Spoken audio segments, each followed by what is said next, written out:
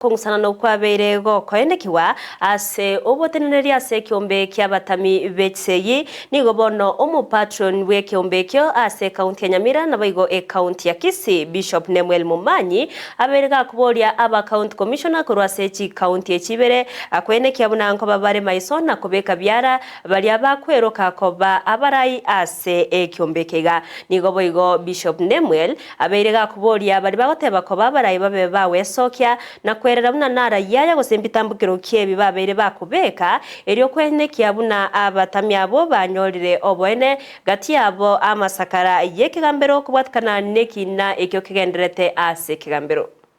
There are people who are purporting to be IDP leaders, and these same people are the ones who purported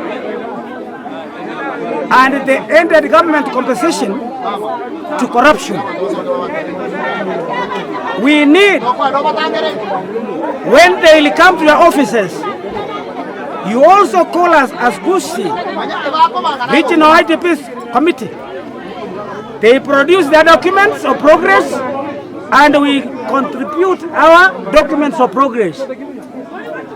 This will verify who are the genuine leaders, because we don't want Kenya Kwanza government again to be done what was done in Jubilee government.